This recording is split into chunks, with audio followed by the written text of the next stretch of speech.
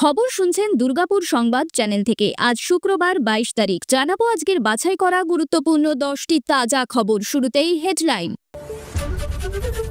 পুলিশের একাংশের বিরুদ্ধে টাকা খাওয়ার অভিযোগ, ক্ষোভে ফুঁসছেন মমতা বন্দ্যোপাধ্যায়। ডিজিকে দ্রুত ব্যবস্থা নেওয়ার নির্দেশ। আজ থেকেই কৃষকদের অ্যাকাউন্টে টাকা। রবি শস্যে ১,৮,০০,০০০ কৃষক পাচ্ছেন আর্থিক সহায়তা। জানুন কিভাবে পাবেন। দুর্গাপুর মহকুমা হাসপাতালে রোগী নিখোঁজ, নিরাপত্তা নিয়ে প্রশ্ন। বাম বিজেপির দালালি করলে ট্রান্সফারের জন্য তৈরি থাকুন। 2026-এ 250-এর বেশি আসনে জিতে মমতা বন্দ্যোপাধ্যায় মুখ্যমন্ত্রী হবেন, দাবি তৃণমূল মুখপাত্র কুণাল ঘোষের। নদিয়ার কল্যাণীতে ডাম্পিং গ্রাউন্ড ঘিরে ভাঙচুর ও কাঁদানে গ্যাসের সেল, গ্রেফতার বিজেপি বিধায়ক। বঙ্গোপসাগরে ঘূর্ণাবর্তের ভ্রুকুটি, সোমবার নিম্নচাপ আরও শক্তি বাড়িয়ে। বোলপুরে 15 বছর পুরনো তৃণমূলের কার্যালয়ে অনুব্রতর ছবি সহ পতাকা লাগিয়ে দখল নিল অপর গোষ্ঠী। দলীয় কার্যালয় দখল নিয়ে চরম উত্তেজনা। লক্ষ্মীর ভাণ্ডারে যুক্ত আরও 5,07,000 মহিলা, ডিসেম্বর থেকে বাড়বে বিধবা ভাতা। প্রিয় দর্শক, আজকের খবরগুলো অনেক গুরুত্বপূর্ণ। খবরগুলো সম্পূর্ণ শুনবেন। আসছে বিস্তারিত খবরে। কৃষকদের জন্য সুখবর দিলেন মুখ্যমন্ত্রী মমতা বন্দ্যোপাধ্যায়। কৃষক বন্ধু প্রকল্পে রবি শস্যের জন্য কৃষকদের আর্থিক সহায়তা দেবে রাজ্য। এর জন্য 2,943 কোটি টাকা বরাদ্দ করা হয়েছে। গতকাল বৃহস্পতিবার মুখ্যমন্ত্রী জানান, 2024-25 অর্থবর্ষে রবি শস্যের জন্য কৃষক বন্ধু প্রকল্পে 1,08,95,000 কৃষককে সহায়তা করা হবে। আজ শুক্রবার থেকে কৃষকদের অ্যাকাউন্টে টাকা দেওয়া শুরু হবে বলে মুখ্যমন্ত্রী ঘোষণা করেন। কৃষক বন্ধু প্রকল্পে কৃষকদের আর্থিক সহায়তা করে রাজ্য সরকার। এদিন মুখ্যমন্ত্রী বলেন, এবছর এখনো পর্যন্ত 5,859 কোটি টাকা সহায়তা করা হয়েছে। 2019 সালে এই প্রকল্প শুরু হয়। সেই সময় থেকে এই প্রকল্পে 21,134 কোটি টাকা সহায়তা করা হয়েছে বলে মুখ্যমন্ত্রী জানান। কেন্দ্রকে আক্রমণ করে তিনি বলেন, এটা পুরোটাই রাজ্যের টাকা, কেন্দ্রের কোনো সহায়তা নেই। বাংলার শস্য বীমার কথাও এদিন বলেন মুখ্যমন্ত্রী। তিনি বলেন, নভেম্বর পর্যন্ত 1,02,00,000 কৃষক শস্য বীমা প্রকল্পের সুবিধা পেয়েছেন। মোট 3,221 কোটি টাকা সহায়তা করা হয়েছে। বন্যা, ঘূর্ণিঝড়, দানার প্রভাবে ক্ষতিগ্রস্ত হয়েছেন কৃষকরা। সেজন্য এবার শস্য বীমার সময়সীমা সেপ্টেম্বর থেকে বাড়িয়ে নভেম্বর পর্যন্ত করা হয়েছে। মুখ্যমন্ত্রী জানান, নতুন 65 লক্ষ কৃষক নাম নথিভুক্ত করেছেন। জেলায় জেলায় রিপোর্ট খতিয়ে দেখার পর যোগ্য কৃষকদের ডিসেম্বরের মধ্যে টাকা দেওয়া হবে বলে মুখ্যমন্ত্রী জানান। এবার পুলিশ মন্ত্রীর অনাস্থা, পুলিশেরই একাংশের বিরুদ্ধে টাকা খাওয়ার প্রসঙ্গ তুলে করলেন ক্ষোভ প্রকাশ। একই সঙ্গে রাজ্যের ডিজিকে দ্রুত অ্যাকশন নেওয়ারও নির্দেশ। এদিন সাংবাদিক বৈঠকে রাজ্যের একাধিক ইস্যুতে কথা বলার পাশাপাশি পুলিশে সংস্কারের পক্ষেও সওয়াল করতে দেখা যায় মুখ্যমন্ত্রী মমতা বন্দ্যোপাধ্যায়কে। সাফ বলেন, রাজীব, কিছু জিনিসকে দ্রুত দেখতে হবে। হয়তো তুমি চেষ্টা করো, কিন্তু লোকাল পুলিশ সাহায্য করছে না। সবাইকে বলছি না, একাংশের কথা বলছি। এখানেই না থেমে মমতা আরও বলেন, রাজনৈতিক নেতাদের নামে সবাই বদনাম করে বেশি। 5 টাকা খেলে 500 টাকা বলে দেয়, কিন্তু রাজনৈতিক নেতারা জনগণের টাকা খাওয়ার আগে 10 বার ভাবে। কিন্তু নিচু তলার কিছু অফিসার, কিছু কর্মী যারা এই সরকারকে ভালোবাসে না, পুলিশেরও কিছু লোক টাকা খাচ্ছে। তোলেন টাকা খেয়ে বালি চুরি, কয়লা চুরি, সিমেন্ট চুরির প্রসঙ্গ। তার এই মন্তব্য নিয়েই এখন রাজনৈতিক মহলে শুরু হয়ে গিয়েছে চাপানউতর।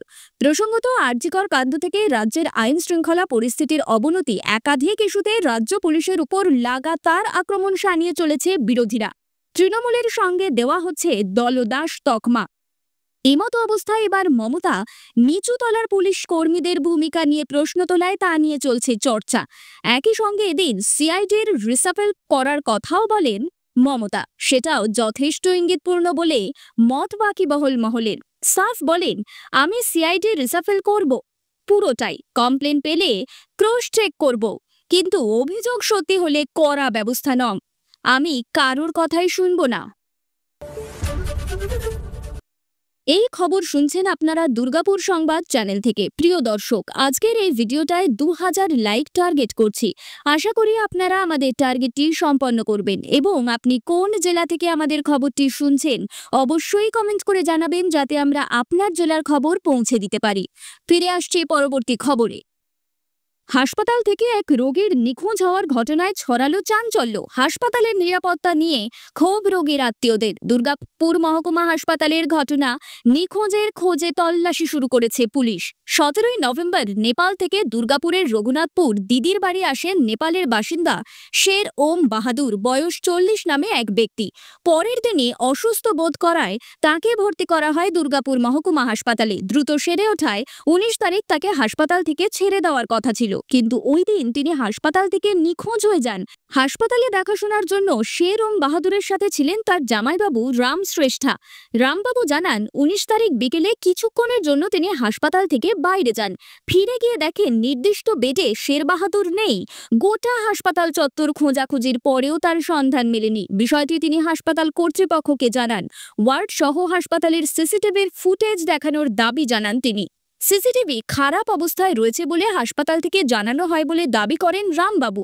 দুর্গাপুর নিউ টাউনশিপ থানাতে শের বাহাদুরের নিখোঁজ ডায়েরি করা হয়। এদিন বৃহস্পতিবার পুলিশ জানায়, অভিযোগের ভিত্তিতে নিখোঁজের খোঁজে তদন্ত শুরু হয়েছে। মহকুমা হাসপাতালের সুপার ধীমান মণ্ডল বলেন, রোগীর নিখোঁজের বিষয়টি হাসপাতালের পক্ষ থেকে পুলিশকে জানানো হয়েছে। তদন্তের সব রকম সহযোগিতা করা হবে বলে জানান তিনি। বেড থেকে চিকিৎসাধীন রোগীর নিখোঁজের ঘটনায় হাসপাতালের নিরাপত্তা নিয়ে উঠছে প্রশ্ন।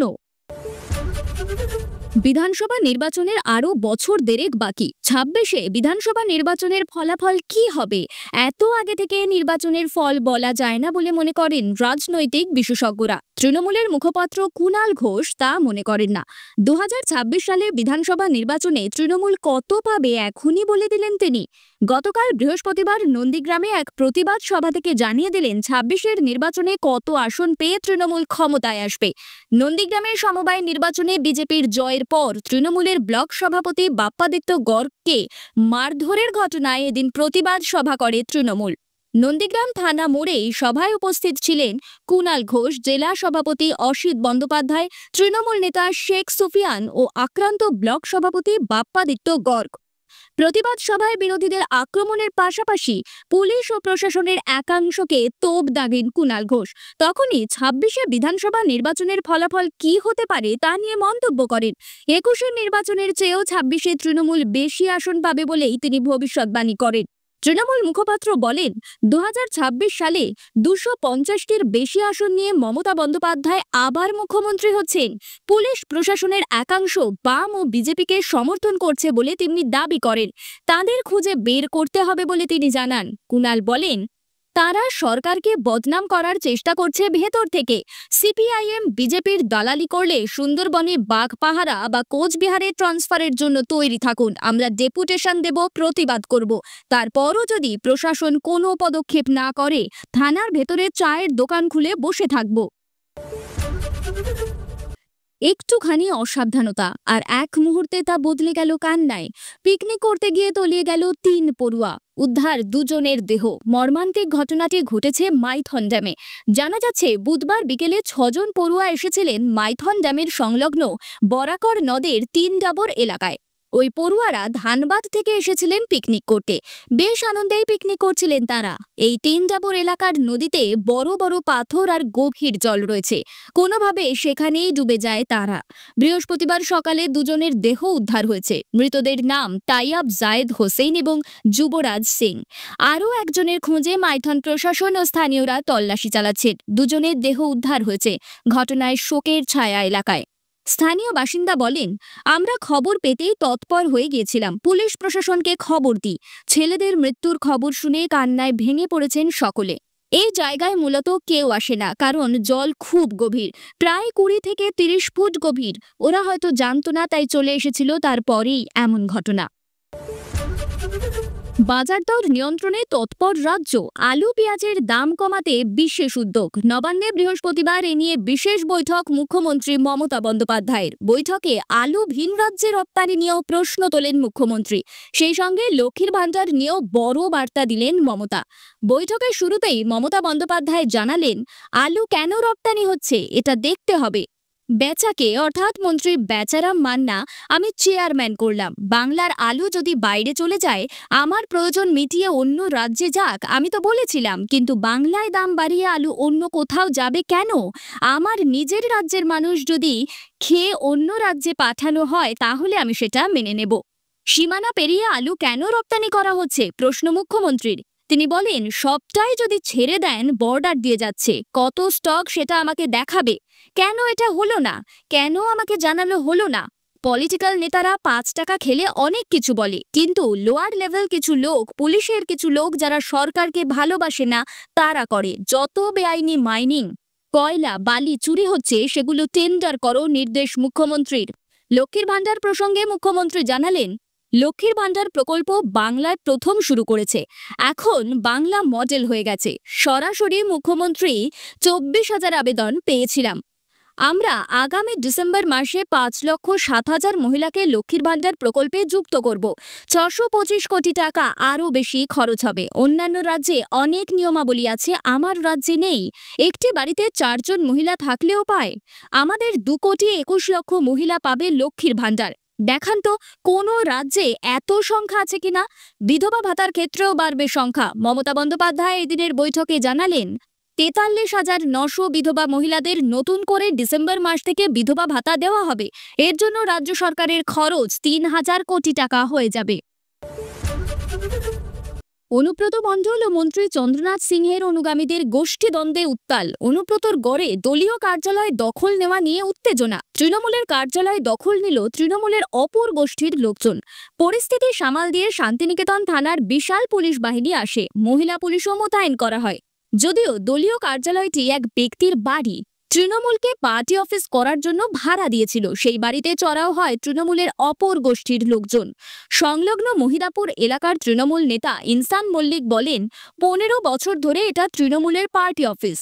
বাবু দাস কয়েকদিন ধরে ওই পার্টি অফিস বন্ধ করে রেখেছে, আমরা তাই ওই পার্টি অফিস দখল নিলাম।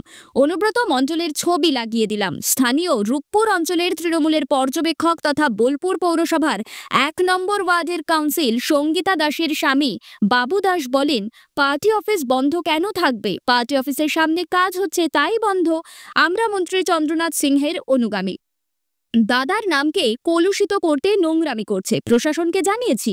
বোলপুরের শ্রীনিকেতন বাজারের রূপপুর অঞ্চলের তৃণমূল কংগ্রেসের কার্যালয় রয়েছে। রাজ্যের কারামন্ত্রী চন্দ্রনাথ সিংহর ঘনিষ্ঠ হিসাবে পরিচিত তৃণমূলের রূপপুর অঞ্চলের পর্যবেক্ষক বাবু দাসের কার্যালয় ছিল, এমনটাই এলাকায় রচনা।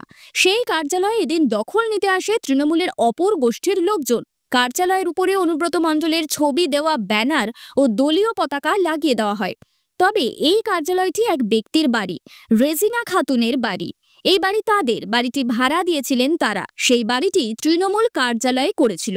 গত কয়েক মাস সেই কার্যালয় বন্ধ ছিল।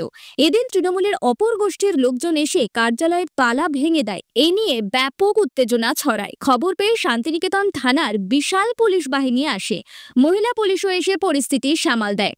বাড়ির মালিক রোজিনা খাতুন ও সেরিনা বিবি বলেন, আমাদের বাড়ি এটা, বাবু দাসকে পার্টি অফিস করার জন্য ভাড়া দিয়েছিলাম। মমতা বন্দ্যোপাধ্যায় যেদিন থেকে বলেছে কারোর ব্যক্তিগত বাড়িতে পার্টি অফিস করা যাবে না, সেদিন থেকেই অফিস বন্ধ।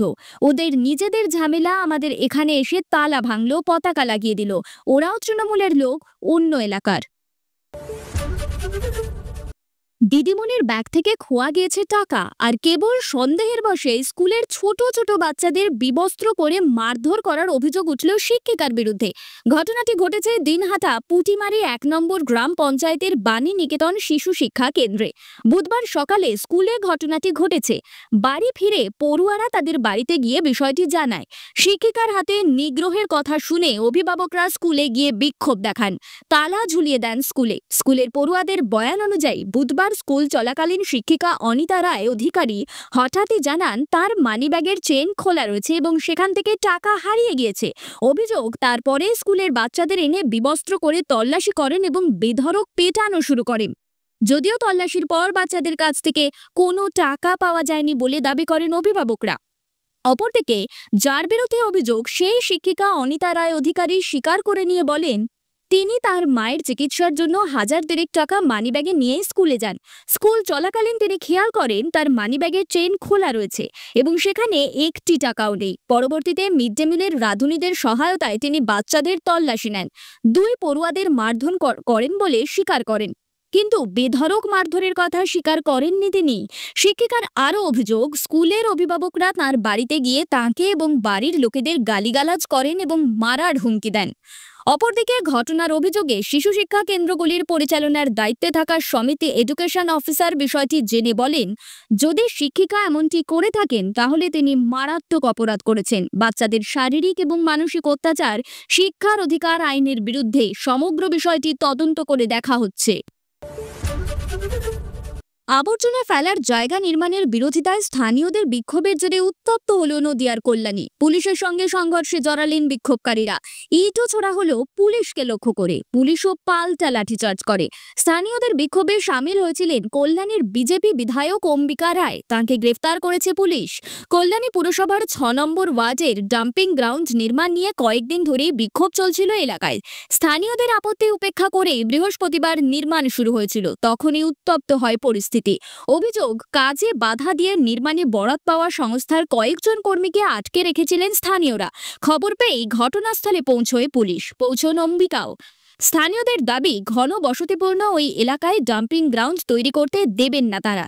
সরকারি কাজে বাধা দেওয়ার অভিযোগে পুলিশ অম্বিকাকে গ্রেফতার করতেই রণক্ষেত্রের চেহারা নেয় গোটা এলাকা। পুলিশকে লক্ষ্য করে ইট ছুড়তে থাকেন স্থানীয়রা। ভাঙচুর করা হয় মোটর বাইক। বিক্ষোভ সরাতে পাল্টা লাঠিচার্জ করে পুলিশ। ফাটানো হয় কাঁদানো গ্যাসের সেলও। র্যাফও নামানো হয়। রানাঘাট পুলিশ জেলার সুপার সানি রাজ বলেন, উত্তেজনাপূর্ণ পরিস্থিতি তৈরি হয়েছিল। ঘটনাস্থলে পুলিশ পৌঁছে পরিস্থিতি নিয়ন্ত্রণে এনেছে।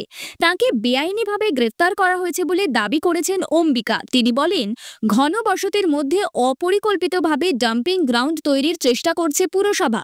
স্থানীয় মানুষদের কথা চিন্তা করে আন্দোলনের পাশে দাঁড়িয়েছিলাম। পুলিশ আমাকে অনৈতিকভাবে গ্রেফতার করেছে। যারা প্রতিবাদ করছিলেন, বিনা প্ররোচনায় তাঁদের উপর লাঠিচার্জ করা হয়েছে।